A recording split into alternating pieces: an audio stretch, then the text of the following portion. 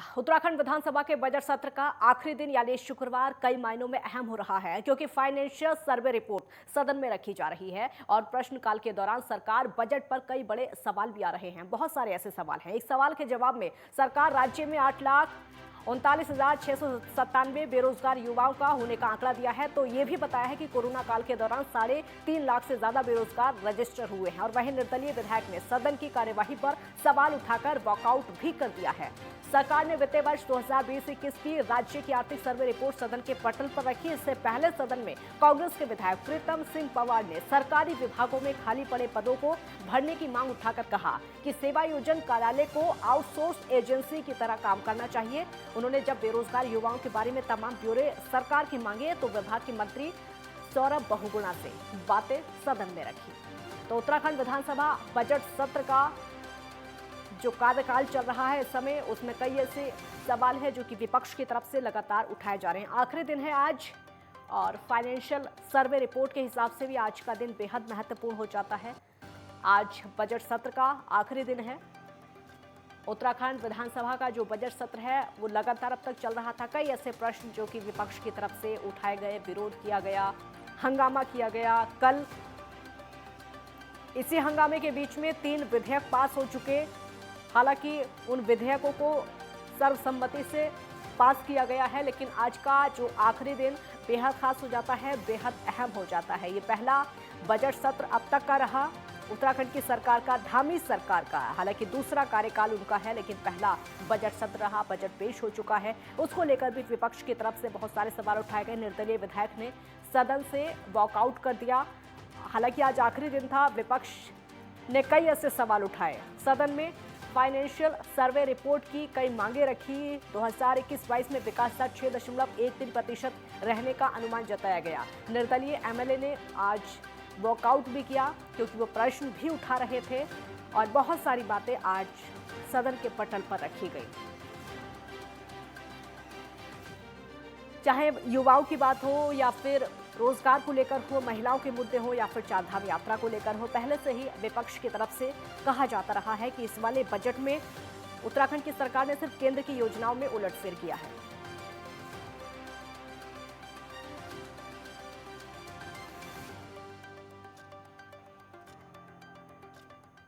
ज्ञानेंद्र तिवारी संवाददाता हमारे साथ इस समय देहरादून से लाइव जुड़ चुके हैं। ज्ञानेंद्र, आज का दिन बेहद खास क्योंकि बजट सत्र का आखिरी दिन, क्या कुछ रहा आज? देखिए, बजट सत्र का आज आखिरी दिन है। ये बजट सत्र 20 तारीख तक चलने वाला था, लेकिन इसे की अवधि घटाने का काम राज्य की सरकार ने किया है और ये आज आखिरी दिन है, चौथा दिन है। और ऐसे में देखा जाए तो सदन के अंदर बिजली कटौती के मुद्दे को लेकर सरकार को घेरने का काम विपक्ष के विधायकों ने किया है। खासतौर पे देखा जाए तो 310 में इसे चर्चा के लिए लाया गया था, लेकिन नियम 58 में विधानसभा के अध्यक्ष ने इसे रखा है।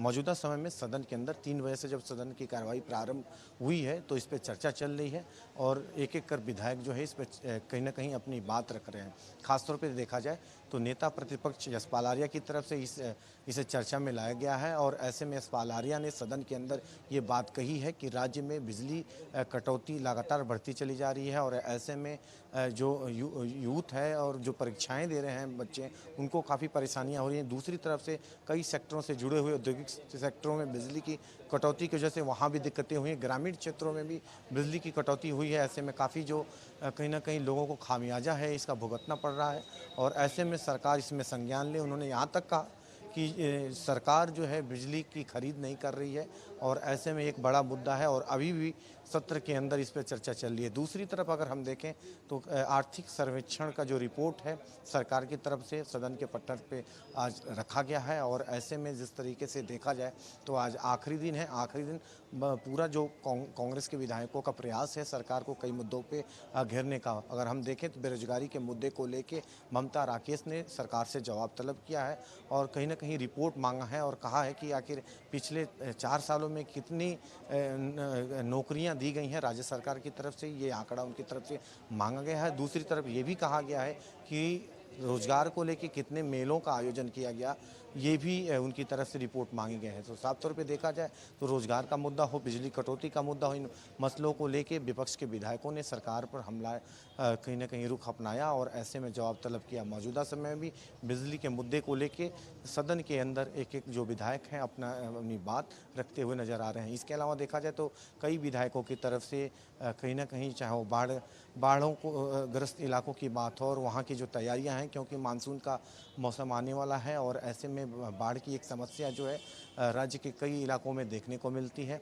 और हरीश धामी जो कि कांग्रेस के विधायक हैं, उनकी तरफ से अपने क्षेत्र की समस्या रखी गई कि कैसे उनके क्षेत्र में नदी के आसपास इलाकों में बाढ़ जो है हर वर्ष देखने को मिलता है और काफ़ी जो नुकसान है लोगों को होता है, उसकी तैयारियों को लेकर और उसको लेकर कहीं ना कहीं उनकी तरफ से सरकार से गुहार भी लगाई गई है व्यवस्थाओं को करने के लिए।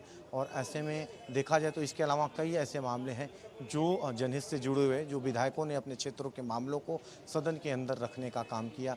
इसके अलावा देखा जाए तो जिस तरीके से पूरे देश भर में जो अग्निपथ का मामला चल रहा है, अग्निपथ का जो विरोध चल रहा है, कई राज्यों में हमने देखा कि ये आक्रोश बढ़ता चला जाए। उत्तराखंड के अंदर भी हल्द्वानी और कुमाऊं के कई इलाकों में कहीं ना कहीं जिस तरीके से आक्रोश है वो बढ़ता हुआ देखा गया और कहीं ना कहीं विपक्ष ने इस मसले को लेकर ज्ञानेंद्र आपसे अपडेट लेते विधानसभा रहेंगे।